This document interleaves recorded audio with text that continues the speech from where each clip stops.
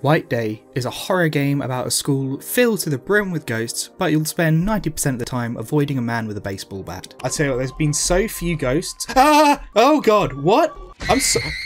So for a bit of context, White Day originally came out in 2001. It then got a 2015 remake for iOS and Android, which was then ported to PS4 and PC in 2017. This is good to know because you might be wondering why this remake looks like a mobile game, and that's because, well, it was a mobile game. More importantly though, it tells us that this is an early 2000s survival horror game, and they are their own special breed of game. And it's probably one of the good ones, because generally, you don't remake bad games. I don't understand how he's not seeing us right now. Shall I go for the door or will he turn around? Oh okay, moving was a bad choice. So the game starts off on March 13th, the day before White Day. Now if you don't know what White Day is, it's a day celebrated in parts of Asia where men give gifts, usually chocolate, to the girls they like. Anyway, our main character noticed that his crush accidentally left her diary behind, so he picks it up and decides to break into his school in the middle of the night so he can leave the diary and his gift for her to find the next day. Brilliant plan. What could go wrong? Oh! Our love interest has been taken by tentacles. So as soon as he enters the school, he soon finds himself locked in with a creepy older man and 3 schoolgirls. Wait, I think I've seen this porno. Seriously though, that creepy old man has a baseball bat, and he will beat you to death if he sees you. You'll spend 90% of the game avoiding the janitor, whereas the ghosts are mostly limited to being boss fights and hidden extras. Okay, dude's an anime protagonist now. Why is the bug spray just a flamethrower?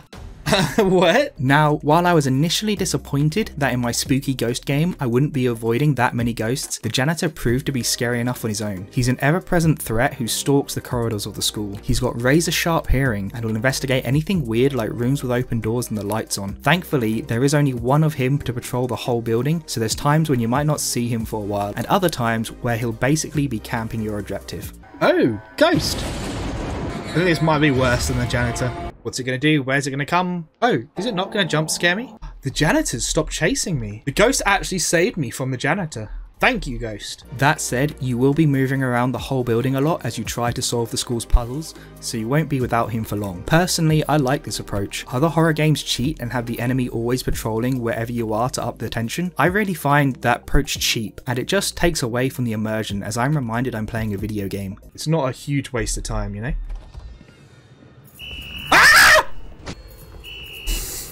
The puzzles in this game are generally pretty well done. Yes, sometimes they can be incredibly hard, and even with a guide can leave you sitting there scratching your head like, how the hell was I supposed to figure that out? But that's par for course for these old school survival horror games, and overall I'd say they were pretty satisfying.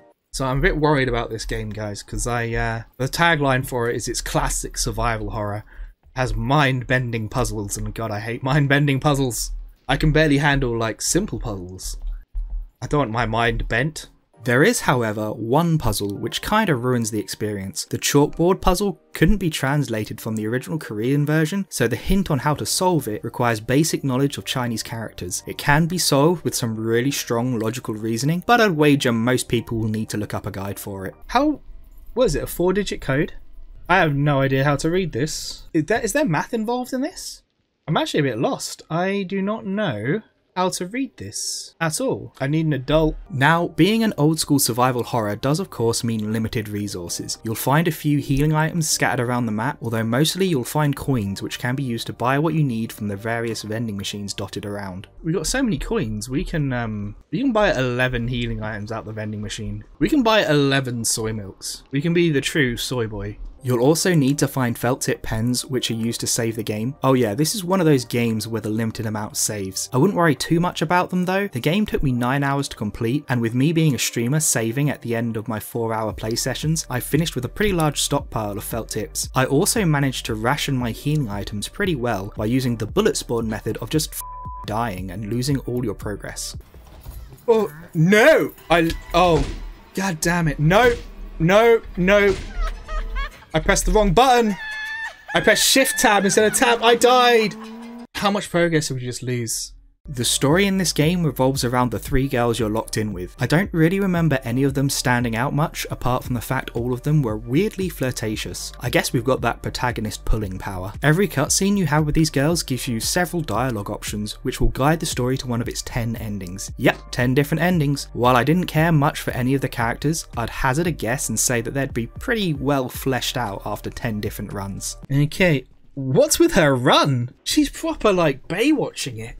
White Day was very clearly designed with replayability in mind. Along with its 10 endings, it's got all sorts of collectibles, notes, and ghost stories which expand on the world's lore and hidden ghosts that can only be found by those who are really looking, some of which only unlock on the higher difficulties. While I really enjoyed my 9-hour playthrough, I feel like I only scratched the surface of what this game has to offer.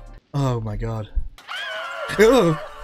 We found our first jump scare in the locker. I knew that would happen. That said, I still had a great time and would totally recommend this game to anyone who wants a 9-ish hour horror thrill ride. But for hardcore early survival horror fans who love that replayability factor, this game is probably a must play. While I don't want to say anything hyperbolic like this is the greatest horror of all time, it's certainly a brilliant experience, and even more brilliant for a fan who wants the early 2000s survival horror experience. I read the argument, it's like, can straight people have friends of the opposite sex? And it's like, you say someone was like, no, men and women can never be friends. Eventually one will want to the other. And it's like, well, how does that work with gay people? Can gay men not have any male friends? Can lesbians not have any female friends? Then what about bisexual? Bisexual people, like, you know, if you're going to be attracted to them, bisexuals are just not allowed to have any friends. There are no friends, only prey.